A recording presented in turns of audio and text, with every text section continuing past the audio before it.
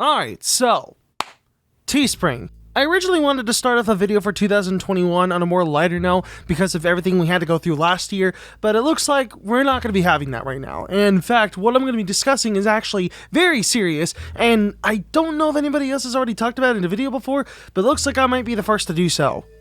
And since it involves a company that I have worked with for over a year now, it makes perfect sense as to why I need to make a video about it.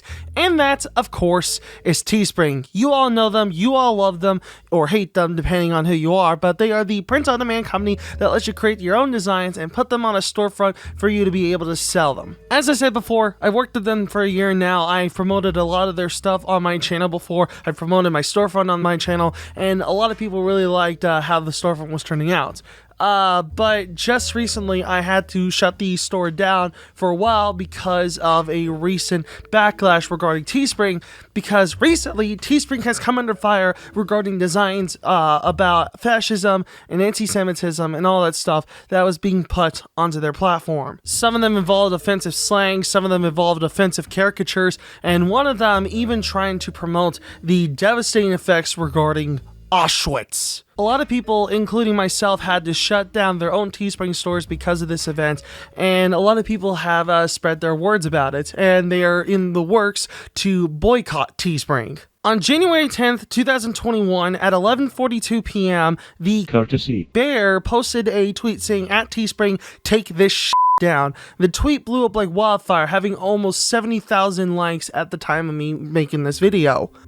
Since then, a lot more disgusting designs have popped up since then. In fact, a lot of these have dated all the way back to 2017, but my guess is a good chunk of them have already been down because the only source of them is news articles from 2017. But anyway, the next day, on January 11th, 2021, at 10 a.m., Teespring had posted this tweet that says the following: "We are sickened to see the designs brought to our attention on social media and are truly sorry for the distress caused to communities and individuals alike.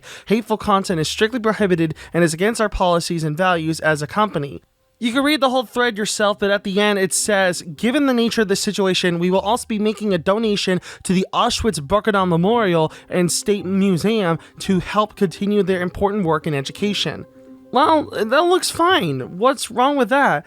Well, as it turns out, it goes a lot deeper than that. A lot of people are still mad at Teespring for allowing these designs on here for months, and people are actually questioning the sales of these designs, because that's the one thing Teespring never really makes public about their storefronts, is how much people are being paid, how much they're making off of these designs, because that kind of stuff is only made public by those that sell the designs, not Teespring themselves. Well, it looks like it didn't stop there, because Teespring was also under fire because they were taking down designs that involved Antifa, or anti-fascism.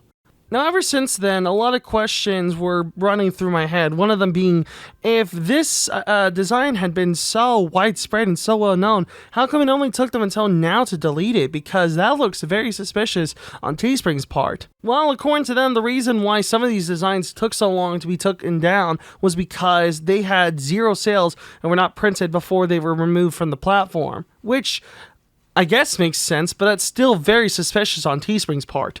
I feel like one thing that they should do is improve their monitoring when it comes to creating designs, because anybody could just upload basically anything onto their platform, including copyrighted material. So that kind of stuff really needs to be taken into consideration when it comes to monitoring what's being put onto their platform. It actually led people to believe that they were specifically condoning anti-Semitic designs being put onto their platform, all because it is on their platform, which, honestly, in Teespring's defense, doesn't make any sense. That's basically like saying the internet condones child porn because it has it, and that the internet condones murder because they have security footage of it. Anyway, continuing on, if Teespring didn't make any money or any profit from these designs, well, what about this photo? This photo was taken during the Capitol raid that happened a few days ago. He's wearing the exact same design, so that must mean Teespring did make some sales from it, right? Well, not necessarily, because this exact same design was also being sold onto Amazon. That might not mean anything, but at the same time, we don't know where this person bought this design from, and Teespring didn't make it public as to how many purchases were made on these designs. There was also this image that was floating around lately, which apparently meant that Teespring didn't really care about the designs and that they kept it anyway. And it actually led to a person saying that they are wanting to hasten Teespring's bankruptcy. I seriously can't blink my fucking eyes without somebody posting this image. But here's the thing, though. The person that originally posted this image never gave us any sort of information other than the fact that this is an email from Teespring. They never gave us any proof as to if this was actually a response in regards to the Camp Auschwitz design, which, keep in mind, a lot of people are saying it is, but Teespring constantly kept saying that it was an unrelated issue from about half a year ago. But yeah, even Teespring themselves still haven't given us any context as to what it was originally about, so it's just really confusing.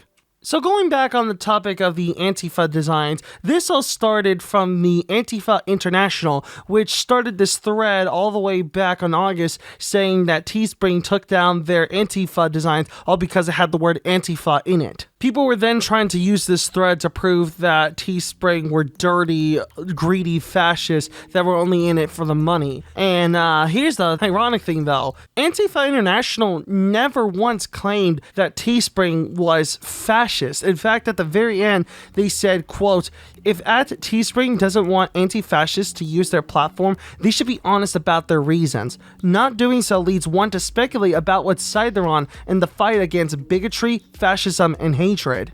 They also openly said that one of the designs was actually taken down because they used the word Nazi regardless of what the context is. And also, in their third tweet in the thread saying that Antifa doesn't violate anything about their policy, the quote retweets are kind of special. It's like a fucking Uno reverse card going on here. And also, even then, why would you want to profit on such a topic to begin with? I don't understand why would you ever want to do that. Even if it's for or against fascism, it's still something that I don't think would be worth making a shirt off of. Call it censorship, call it idiocy, I call it something that shouldn't exist to begin with. Also, not to mention, Teespring isn't the only high-demand print-on-demand company. It's not like they're the only one in existence and that they are the gods to decide whether or not they should have a shirt or not. There's other companies that can let you do so. There's Printify, there's Redbubble, there's Amazon, there's all kinds of other print-on-demand companies that you could put your stuff on. So I'd say go for that if you're wanting to have a bigger audience and if you're wanting to get your word out there. Also, Teespring had to later reiterate about a subject because people were actually thinking Teespring themselves were the ones that made the design, and they had to say this, quote, "We'd like to reiterate the listings circulating in social media were not printed and the seller who created them nor Teespring made any profit. With our team running routine checks and our community helping report listings, the seller was immediately banned and designs removed.